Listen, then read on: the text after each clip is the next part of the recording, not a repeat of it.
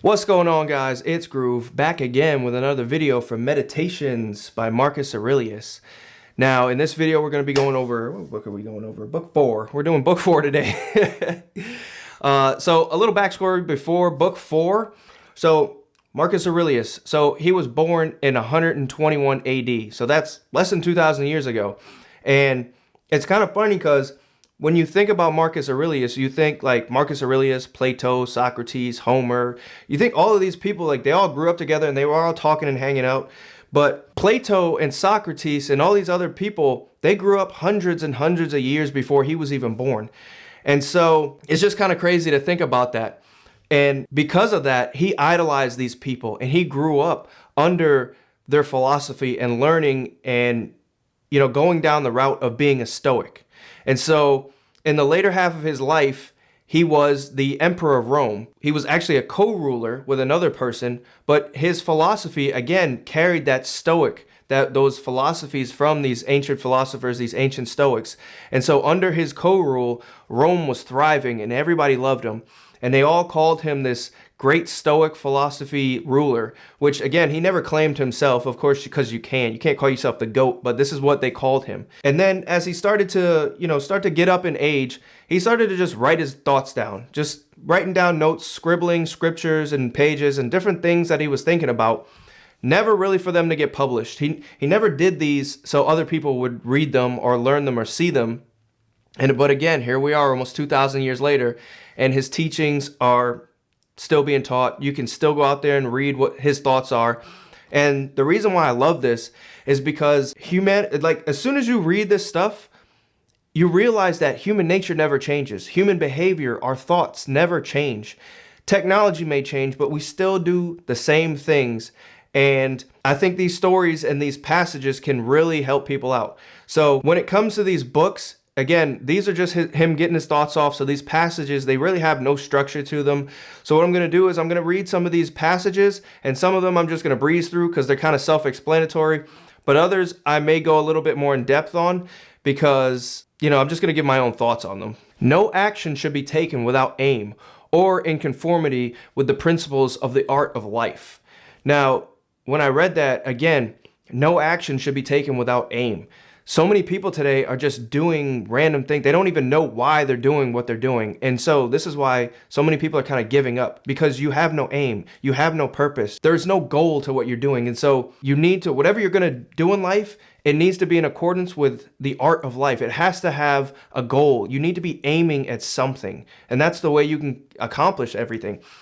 Because if there's no goal, if there's no aim, you're just if it doesn't work out, you're just gonna give up, or you're gonna be like, oh, why am I doing this anyway?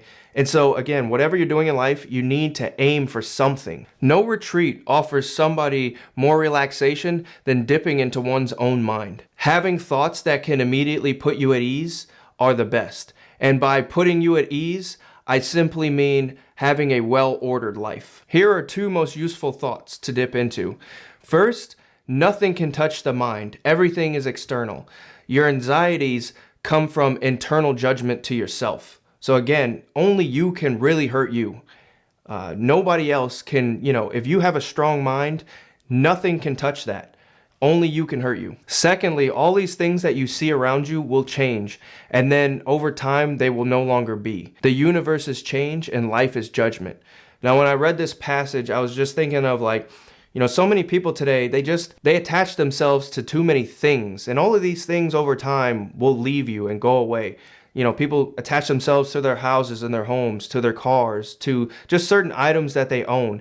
And again, all of these things over time will be no more. And it's not that important to, don't attach yourself to things, because eventually they will be gone, and over time you will be gone as well. Remove the judgment and you remove the thought.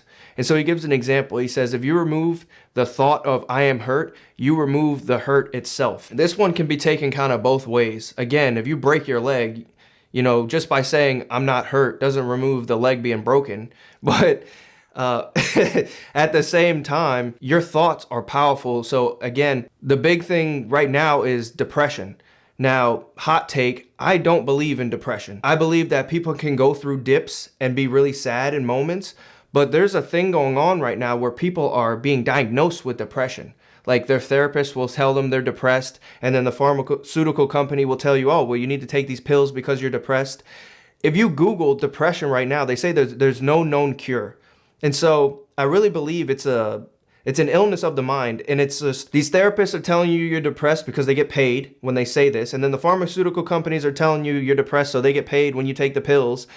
But if you remove that thought of I'm depressed, if you don't believe in it, how can you be depressed?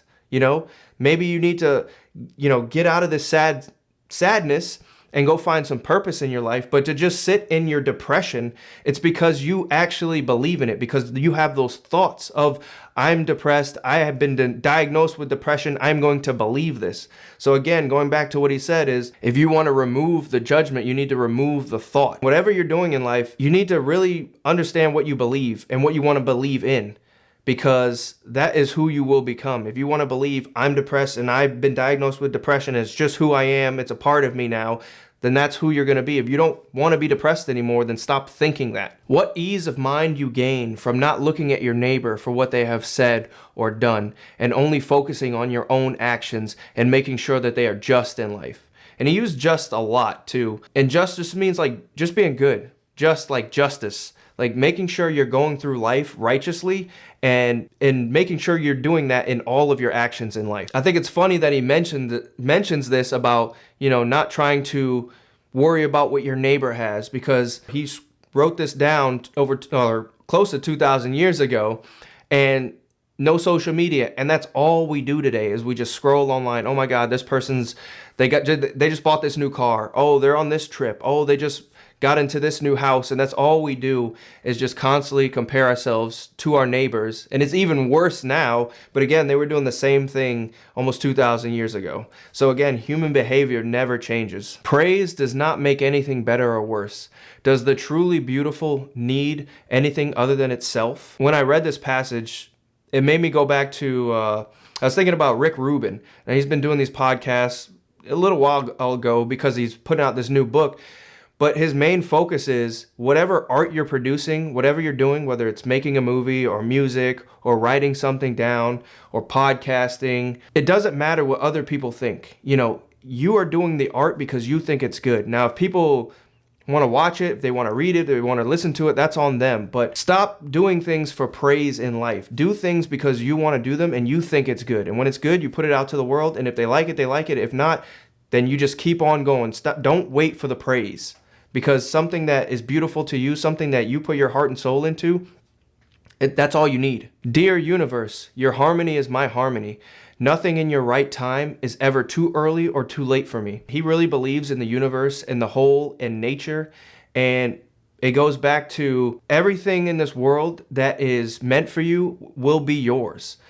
So many people are trying to rush after things that aren't meant for them, or they'll be mad about something they missed out on in the past or a job position.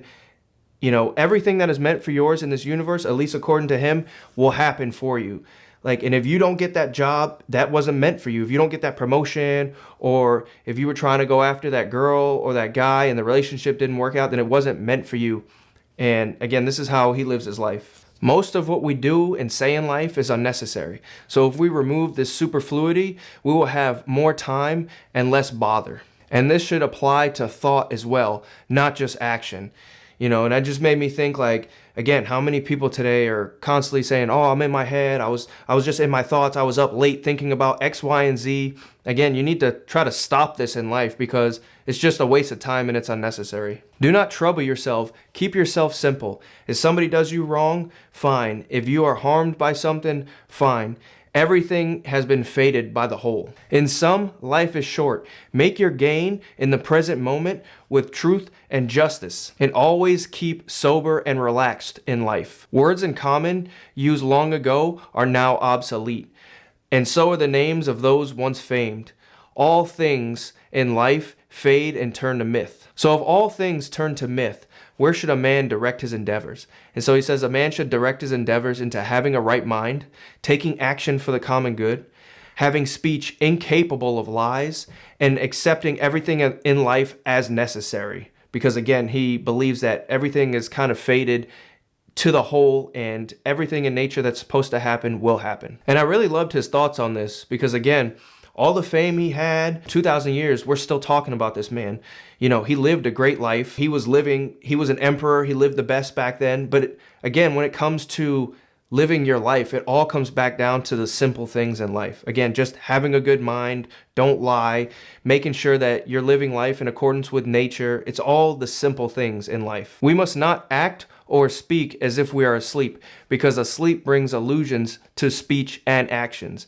And we should not just go through life acting as children, and we should question everything we've been told. You should always look at human life as short. And so you should pass through this small fragment of time in tune with nature and pass gladly. He just always goes back to life is short, life is short, life is short. And so many people are just wasting this short, beautiful time that we have here. Like, we don't know what happens after, we don't know what happened before, but we're here right now.